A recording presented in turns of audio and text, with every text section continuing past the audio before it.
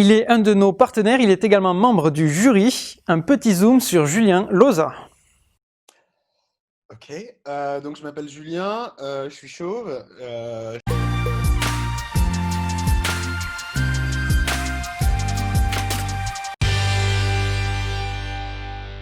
Je fais de la magie depuis 2000-2001. Je me suis spécialisé en mentaliste depuis 2007-2008. Suite à une conférence de Yves Doumerc, d'ailleurs, je me rappelle très bien, je m'étais dit, oh, c'était la révélation. Je vis actuellement au Brésil et j'envisage de déménager en Australie, mais ça, tout le monde s'en fout.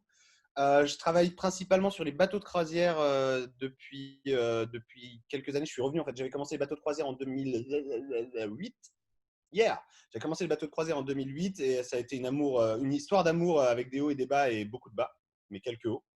Et donc, je suis revenu sur les bateaux de croisière depuis que je suis au Brésil. J'ai recommencé avec Carnival et je me suis retrouvé chez Princess dans une comédie musicale.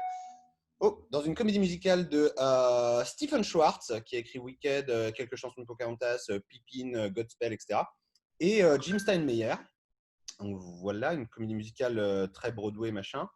Que dire d'autre? Ouais, j'ai été programmé à Paris pendant 2 ans. Enfin, ouais, non, c'est cool. Salut. En fait, les bateaux veulent boucher un temps mort dans un emploi du temps quotidien. Voilà. À côté de ça, là où donc, à contrario, là où dans les théâtres, les gens payent pour venir te voir. Les gens payent pour venir voir de la magie et pour venir te voir. Ça, c'est la grosse différence entre le corporate et le théâtre. Maintenant, le bateau, on est à mi-chemin entre les deux. C'est-à-dire que les gens n'ont pas le choix. C'est-à-dire que c'est dans leur emploi du temps, il n'y a pas de choix. C'est pas genre, voilà. Ils ont le choix d'aller au théâtre ou pas, mais en même temps, si c'est pas le théâtre, c'est un groupe de musique dans un des lounges. Sinon, ils vont au buffet, ils vont manger. Voilà. À côté de ça,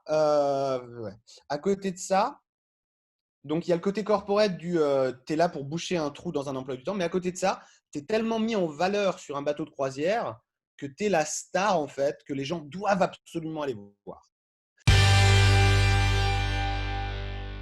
C'est drôle parce que tu dis ouais, souvent on en pense. En fait, non, j'ai utilisé le terme thaumaturge humoristique une fois à Toulouse.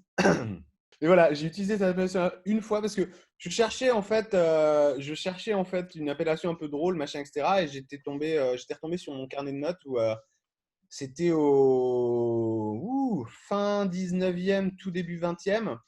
Il y avait un mec qui se faisait appeler le thaumaturge quelque chose.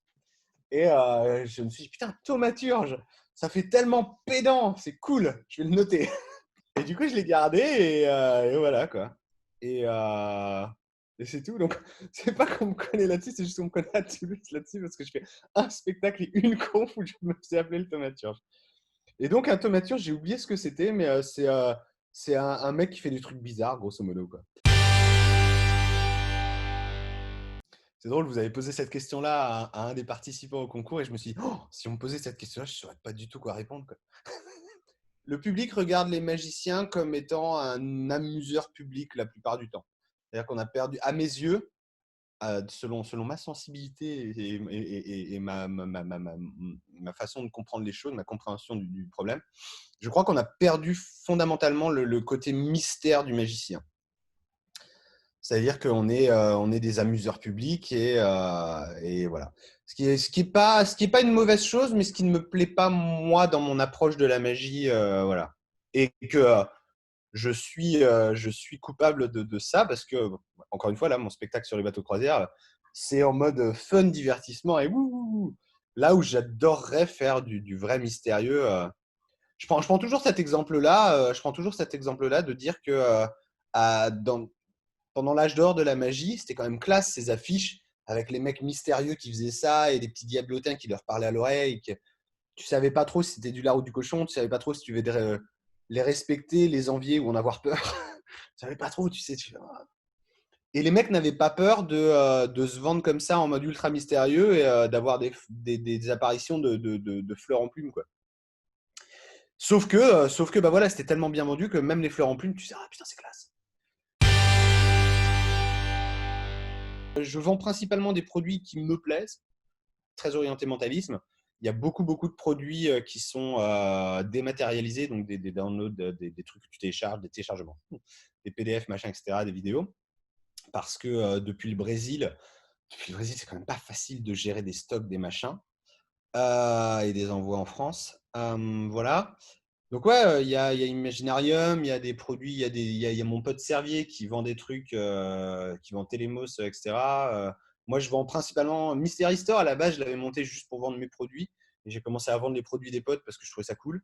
Là, je vais produire, je suis assez fier de ça. Je vais produire le dernier livre de Servier, qui va être un très très beau livre et qui sera un livre physique.